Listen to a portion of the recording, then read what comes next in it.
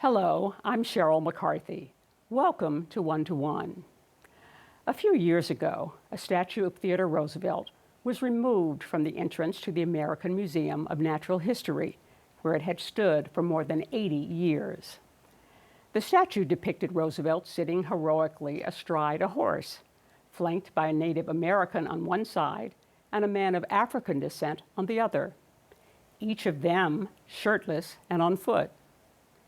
The removal was part of a nationwide movement to rid public spaces of statues that are viewed by some as symbols of a history of white supremacy and systemic racism. That movement continues today. In his new book, New York City Monuments of Black Americans, A History and Guide, David Felsen describes how Blacks were first portrayed in New York City monuments, how and why their portrayal changed over time, and why monuments are important. He also tells us about monuments many of us didn't even know existed. Welcome. Thanks for having me. So how'd you get interested in this subject? Well, I teach American history at Avenues here in New York City, and American history in the 11th grade, and we are often using monuments to understand history. Monuments are a great way to sort of find out what the values of a society are at any given point in time and how it kind of changes over time. Sort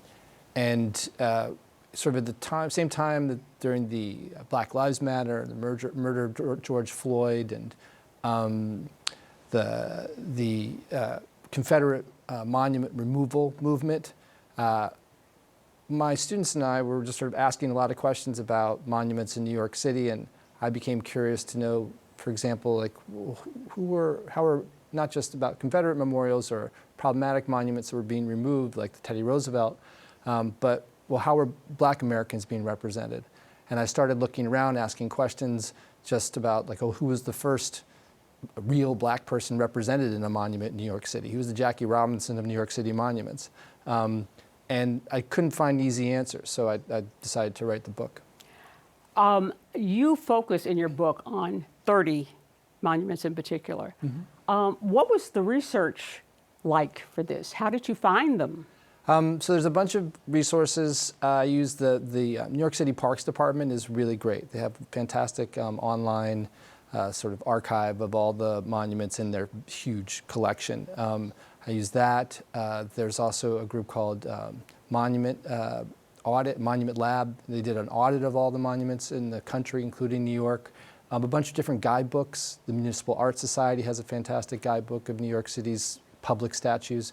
So it was sort of a combination of those resources, but also just walking around and every now and again noticing this is a monument that I somehow missed.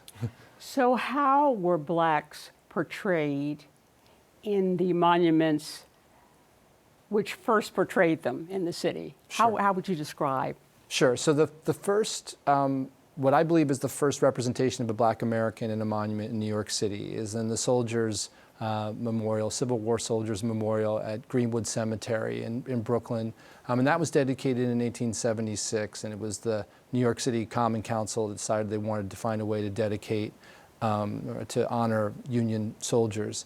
And in that memorial, which is this long, tall 30-foot column, at the base of it, there's a bas-relief that shows a bas-relief bronze, which shows the story of a Union soldier, sort of his cycle through, signing up to fighting to dying. And the final representation there has, or the final plaque has his widow, the Union soldier's widow, grieving at his grave in the South. And the person who's led her to the grave is a Black freeman who is shoeless, and he has managed to take her to that spot. So that, as far as I know, is the first representation of a Black American in a monument in New York City. And the Blacks were never the main focus of these monuments. It was to honor white people, and the Black characters were sort of subsidiary or subservient as well? Yeah, I'd say it's supporting. I think of them as supporting cast, right? That's a better word. Yeah, not necessarily subservient, right? But certainly supporting cast. The hero of the statues is certainly for almost the first, from the end of the 19th century all the way through to the middle of the 20th century, African Americans, for the most part, are playing supporting roles in the story of a heroic white person who's done something amazing, either in battle or in some other way. And they're symbolic characters. They're not portraying real black people. Correct. Just symbolic representations. And they were also, in their physical being, they were also often naked or half naked. Yeah. I found that interesting. Yeah. So fairly common, not fully clothed, or maybe.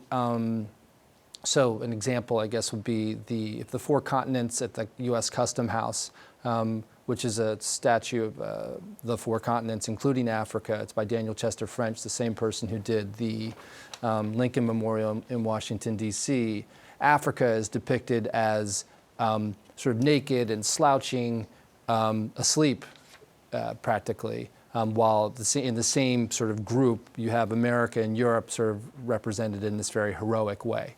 So all the sort of the racist stereotypes that would have been common at the end of the 19th and beginning of the 20th century sort of make their way or find their way into the memorials in New York City.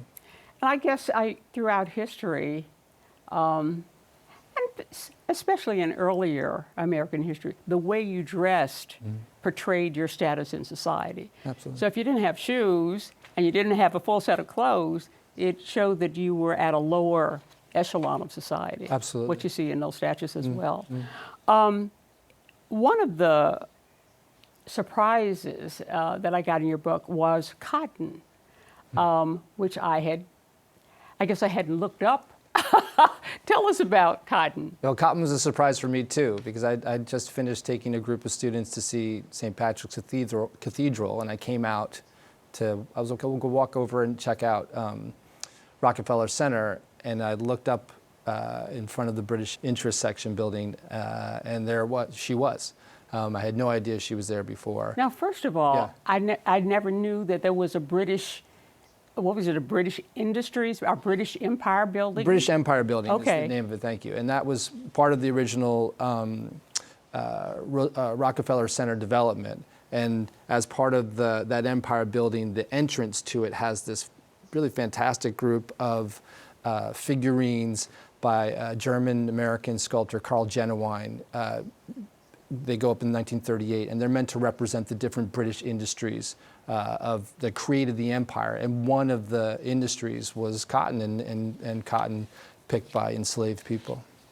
And she is her breasts are bare. She's naked. Yeah, right. she is nude from the waist up, and she has sort of a cotton at her feet. She's clearly of African descent. You can tell from her hair. Some of the other figures it's sort of not entirely clear what their race is, but she's clearly of African descent. There's not a lot of statues in the city that are really representing enslaved people, but that is one of them. Okay. A few, yeah.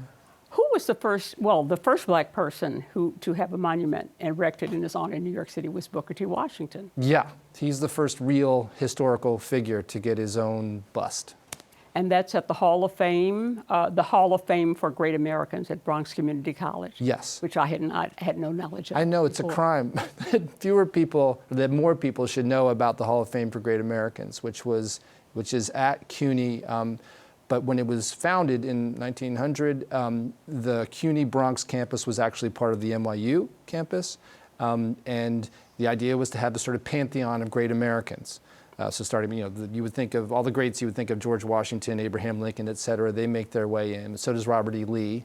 Prior to very early on, he is elected in. And Booker T makes it in finally in 1946. He's the first African American.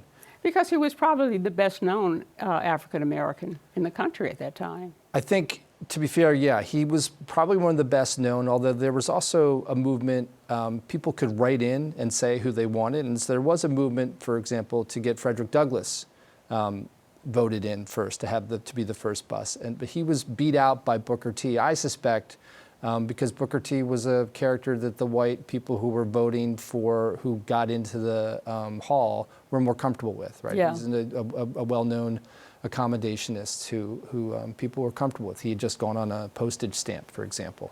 Frederick Douglass is a little more radical. And eventually, George Washington Carver made it in there. Yes. But yeah. some years later. Some years later, George Washington Carver makes it in the, I want to say 73, 74.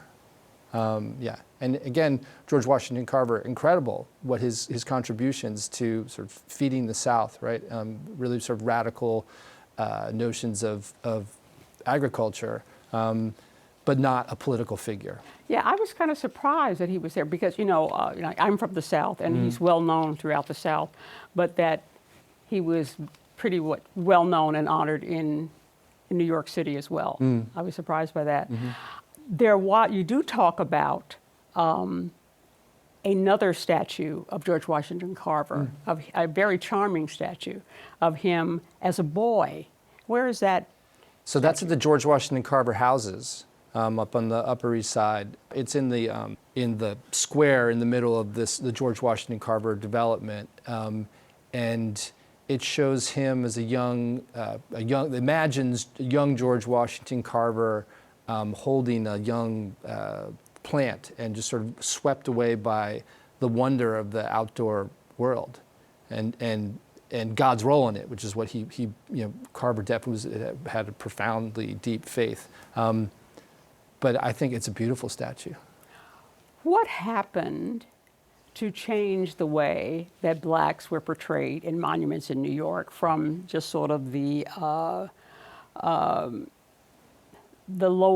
supporting role to being honored in their own right? What brought that about? What changed in the city? Sure. Well, first of all, demographics changed in terms of the late 19th, early 20th century. The black population in New York City is not that high, but when the Great Migration starts to sort of kick in around World War I and in the years after, the increase in the black population means that you have also more black political representation. So the first, I think, real example of a statue or statues that really start to be, or that are made for black Americans are some that are at the Harlem River houses, which has in their courtyard there, they have beautiful statue of the one called Man the Provider and Woman the Mother and Housekeeper on the sort of opposite ends of this courtyard. Those statues were made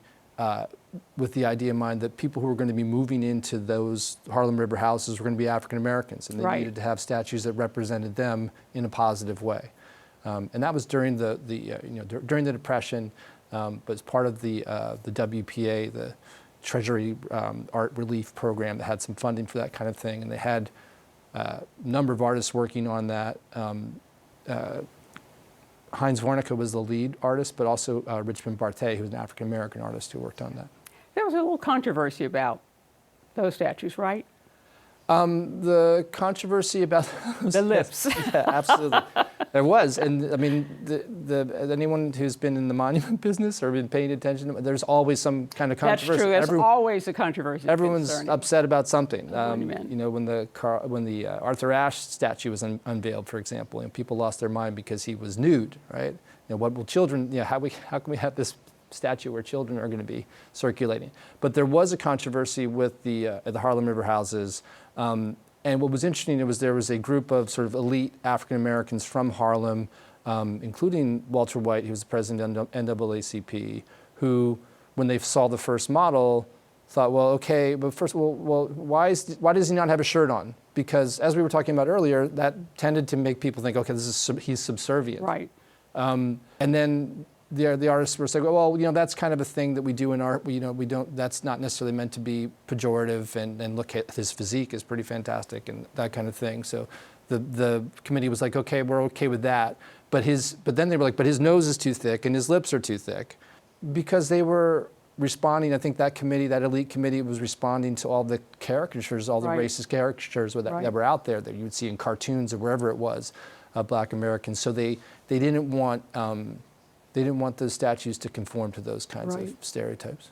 So you talk about, it really is a guide to these statues with, pictures, and you have a map. So people who want to go see particular monuments can go to see them.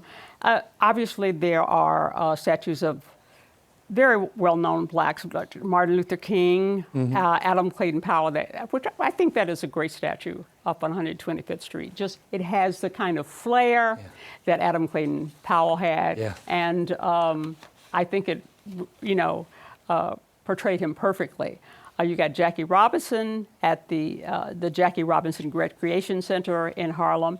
And which brings us to the Duke Ellington Memorial, which I've seen on 110th Street and Fifth Avenue. Interesting, that one. It's certainly eye-catching. Yeah. But talking about controversy, it's very, very tall, and he is standing next to a grand piano on a platform that is hoisted by nude female figures. Yeah. Yeah. No, definitely problematic. And there was a lot of people who were really upset about it. And it's such an incredible statue because that's one of the first statues that, Bobby Short, the great pianist, it was his project, right? Right. He was in France and he saw a statue to Louis Armstrong. He's like, how come we can't have a statue to a great artist like that in New York? And yeah, it is problematic because Bob Herbert, who was writing for the Daily News then, he was later the columnist for the New York Times, right? He described it as a giant bowling trophy. And he said, is it sexist? You better believe it, right? Because you have, again, as you described, Duke Ellington standing on top, on the heads of these women, women who appear to be of African descent, and clearly in what you would describe as a subservient position. Now, the artist, Robert Graham, said, they're meant to be the genius of music. But a lot of people were really upset about it. It takes a lot of effort and time to get a monument built. What's that process like? I'm glad I don't have to do it. Yeah, it seems like it's endless. It's really hard. For Bobby Short, for example, with the Duke Ellington Memorial, he was able to do it because he's very influential and was able to raise lots of money and got political support. So it takes, I think, nowadays it certainly takes some kind of political support.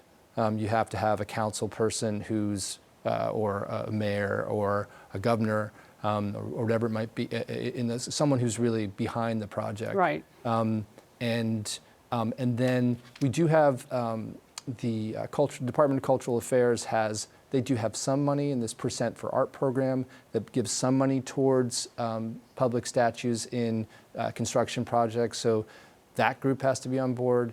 You have to have community support. It's a lot. It takes about 20 different agencies for anything to get built in New York City. Yeah. Yeah, and it's like the ultimate expression of sort of navigating the bureaucracy if you manage to get a monument made in the city. I would imagine David Dinkins played a role in getting the Arthur Ashe statue. Yeah, well, David Dinkins, obviously a huge tennis fan. Mayor Dinkins was someone who was supporting Arthur Ashe, the creation of that monument. There are other forces, though, also just within the USTA who thought Billie Jean King was someone who thought, look, we got to have a monument to Arthur Ashe. And it's at the Billie Jean King Tennis Center. Yeah. Right. So over time, prominent black men gained ground in being represented in memorials, but black women took a much longer time. Women took a much longer time. Yeah. I remember when I was a columnist at New York Newsday writing a column about the fact that at that time, there were no statues in New York City to real women. I think there was Juliet from Romeo and Juliet. There was Mother Goose, I think. Yeah. And I don't remember the other one. But they were all mythical kind of... Yeah, or literary figures, like Alice from Alice in Wonderland. Yeah. No women at all. Now there are more monuments to women. But how many, you talk about 30 in your book. Do you have any idea of how many monuments to black people there are in the city? Or? Well, by my count, real people or just at total? all? I think there are 30. Okay. Yeah, okay. in all the boroughs except for all the boroughs, and there are none in Staten Island, but there are some in Queens, 2 in Queens. That's Arthur Ashe and Althea Gibson, and then in the Bronx, and that's all Hall of Fame for Great American, and then quite a few in New York, Manhattan, and then in Brooklyn. You mentioned a couple that I had never heard of, Peter and Willie. Yeah. So Peter and Willie in Prospect Park in the Imagination Playground, which is a representation of a literary character from the book A Snowy Day by Ezra Jack Keats. And that statue is the wonderful image of a young boy and his dog. Peter is the boy, the dog is Willie. And it's a great, in that playground, Peter sits on a rock, and he has a blue patina, and you can see on his ears, the patina on his ears is kind of worn away. And that's because kids will go up and whisper their secrets to Peter. But Peter was one of the first, Ezra Jack Keats was a children's book author, was one of the first children's books that featured an African-American character. So they thought, people in the Prospect Park Alliance thought, because that was a playground close to a predominantly African-American community, that they should have a memorial, or not a memorial, but a statue that represented them. And there's Lincoln and Child. Yep. Now, where is that? That's in the Abraham Lincoln houses in Harlem. Okay. Yeah, that's by Charles Keck.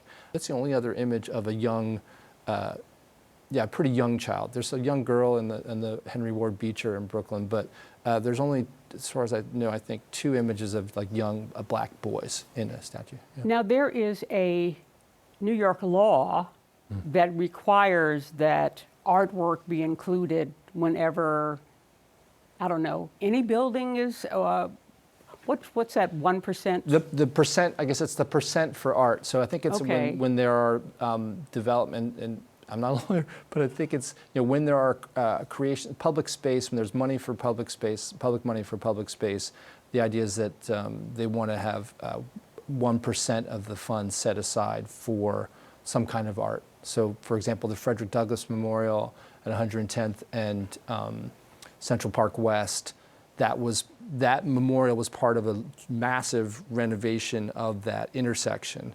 So that was all sort of city funding. Right. And so as part of that, they get 1% to put something in the middle of that development. I opened talking about the removal of Teddy Roosevelt and his people accompanying him from the American Museum of Natural History. How do you feel about that? How do you feel about this ongoing? There's a lot of controversy on on taking people away who've been standing out there in public for a long time. Yeah, and as a historian, one hesitates to remove history, to erase history, because we see right now there's a lot going on in that area that's really problematic. I think with the Teddy Roosevelt Memorial, and I think with any memorial, my sort of, and it depends from case to case, but I think if something is deemed offensive by African Americans, then, and by enough, and of course, it's not a monolithic group, but if enough people are saying, like, this is really offensive to us, this makes it hard for us to live and feel like we're welcome in this city, then I think it should be removed. But that doesn't, with the Teddy Roosevelt Memorial, we can argue whether or not that was the case or not. I know that there's a Thomas Ball Emancipation Memorial. There's one in Washington, D.C., and one in Boston, which shows a kneeling slave at the feet of Abraham Lincoln, kneeling without his shirt on, no shoes.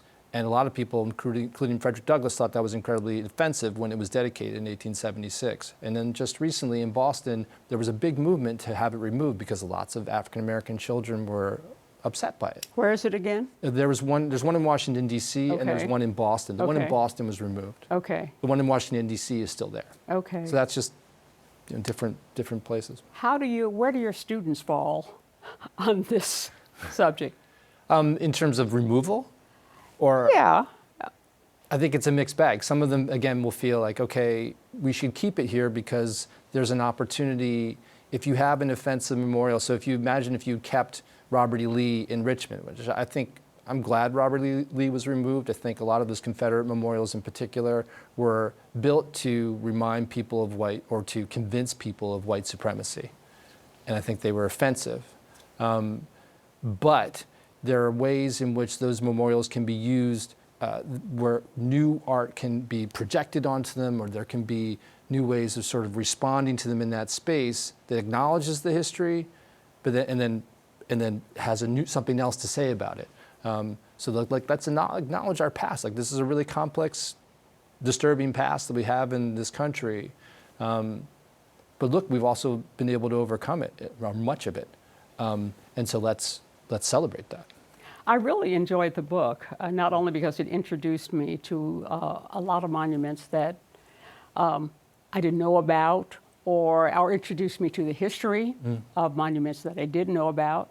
And I like the fact it really is a guide, that people can use. They can go and find these monuments because you include a map.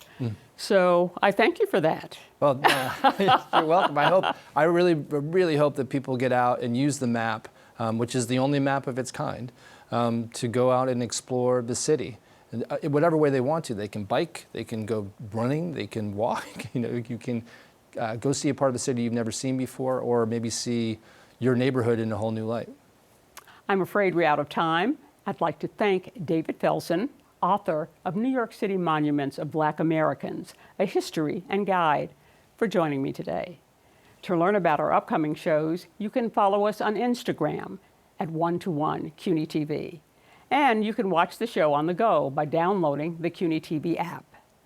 For 1-to-1 and CUNY TV, I'm Sheryl McCarthy.